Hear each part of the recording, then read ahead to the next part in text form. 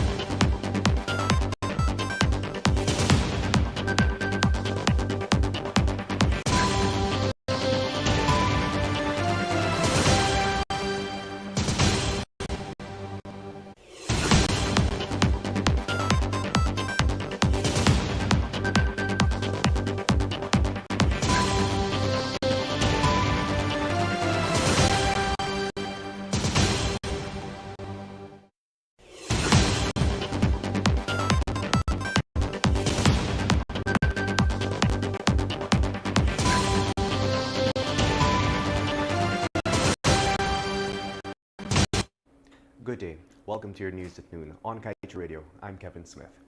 For decades, successive governments have kept quiet on Guyana's petroleum sector, an issue that the present ruling PPP administration must take responsibility for.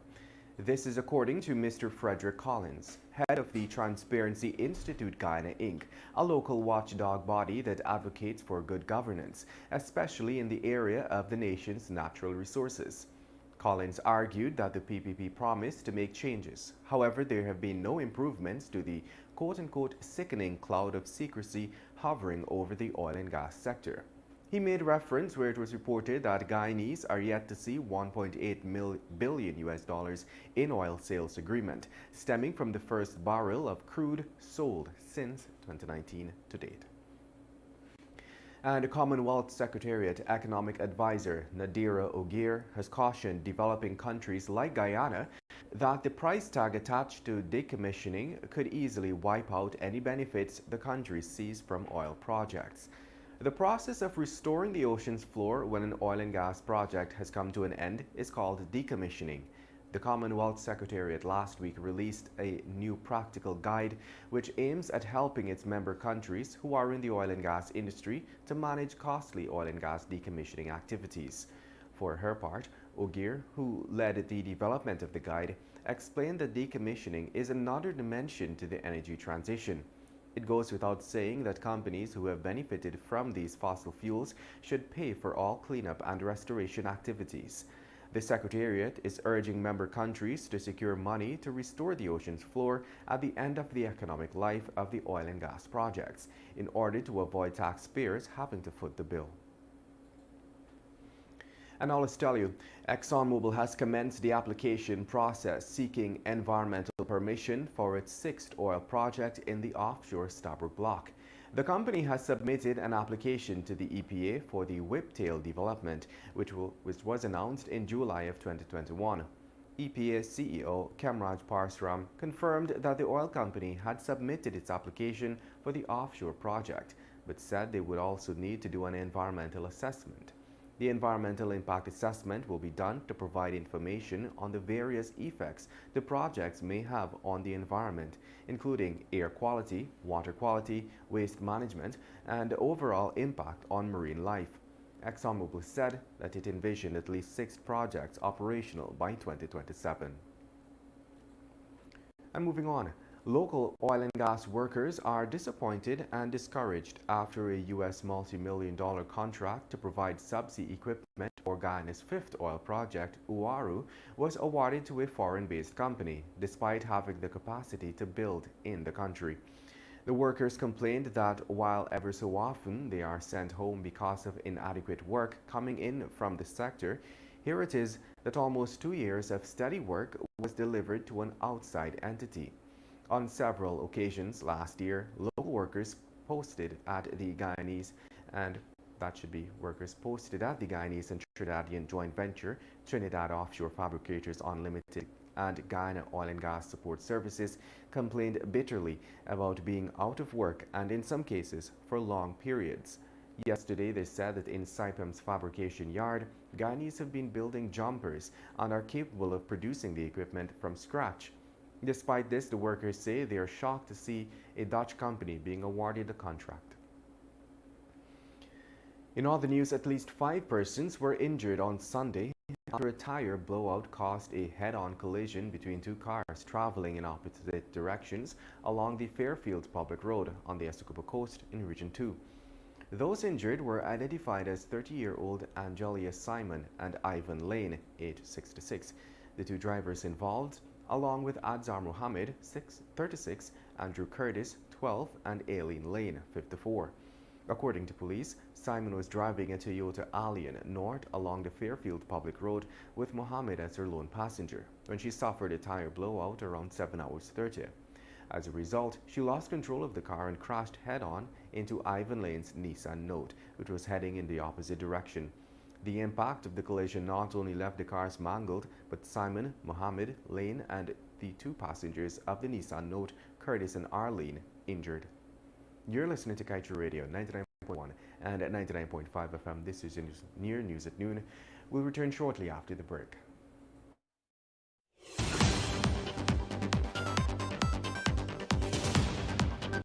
Child sexual abuse can stay with a person for life. It can rob them of their childhood. It's an unforgivable, unforgettable, despicable act. And yet, children suffer this abuse every day. During these times, we must keep a watch out for children. If you suspect child abuse, report it to the police without delay or call the CPA hotline on 227-0979. Protect children now. A message from the Child Care and Protection Agency, Ministry of Human Services and Social Security, and UNICEF.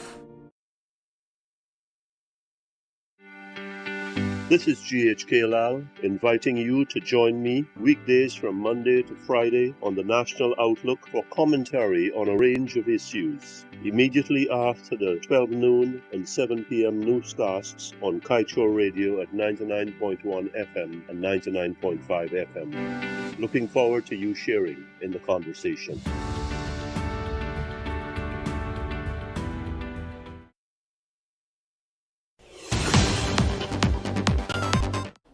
Welcome back. A day of worship on Sunday ended bloody for a youth after he was stabbed 3 times to the back with a pair of scissors, just moments after leaving a church at Gordon Street, Kitty, Georgetown. We were unable to confirm the identity of the victim, but were told by eyewitnesses that he was attacked around 14 hours, while at a nearby church located just a stone's throw away from the church. Some of the eyewitnesses reportedly tried to stop the suspect from harming the youth, but he pulled out a pair of scissors from his pants waist and dealt the victim 3 stabs to his back, as he, the victim, turned away. It appeared as though some of the attackers had beaten the suspect with a piece of wood. He took refuge in a nearby yard and was seen lying on the ground. Persons were able to restrain him, but the suspect somehow sprung to his feet and sprinted away from the scene. Residents of Wakenham in the Essequibo River are set to benefit from the construction of several brand new rigid concrete roads to the tune of $792 million. According to DPI, the roads were identified in 2022 during a collaborative effort by the Public Works, Housing and Water, and local government and regional development ministries to assess which community roads required immediate intervention. The roads identified included perimeter roads as well as community roads. Meanwhile, a single mother who was busted with coke and weed at her Lagrange West Demerara home on a Sunday told police that she sold drugs to take care of her 3 children. Police identified the woman as 38-year-old Angel Walcott. Nothing else illegal was found in the home. The weight of the marijuana, according to police, amounted to 65 grams, while the cocaine weighed a total of 9 grams. Walcott is expected to be charged later this week. In other news, Vice President Bawar Jagdeo is soon expected to leave Guyana to tie up agreements with the government of India for cooperation in blossoming local oil and gas industry. President Ali, along with a high-level team, were in India for a 7-day trip and entered into several new agreements with the Indian state for collaboration in other sectors, inclusive of manufacturing and power generating, among others. It is the Vice President, however, who manages the petroleum sector that will visit India to tie up related arrangements. And to wrap up, tears flowed freely on Sunday as relatives, close friends, and acquaintances of the slain DJ, Brian Pittum, popularly known as DJ Viper, was laid to rest at the Cane Grove Cemetery. Pittum was described as a friendly, jovial, and entertaining individual who made an impact on the lives of many with whom he interacted. He leaves to mourn his wife, Alia Pittum, and his 2 young children, a 2-year-old boy and an 8-month-old baby girl. Pittum was last Sunday brutally killed, allegedly by 3 men, while trying to defend his father-in-law from a violent attack at Luluni Village, Linden Soosdijk Highway. And at that note, we wrap things up with the page 7 of today's Kaieteur News, of course, dedicated to being blind.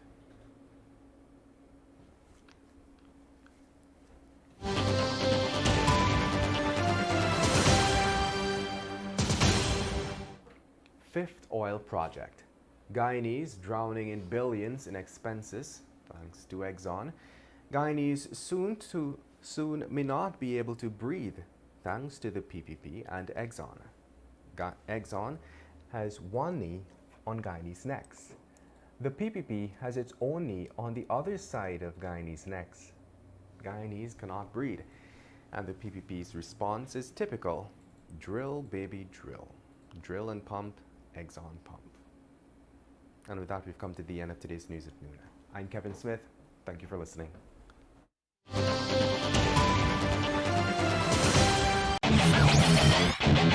Want value for your advertising dollar? Then place your ads on Kaieteur Radio's Newscasts. Streamed live on 6 different mediums, reaching hundreds of thousands. Advertise today and watch your dollar grow. Call us on 225-8465 or 226-8210.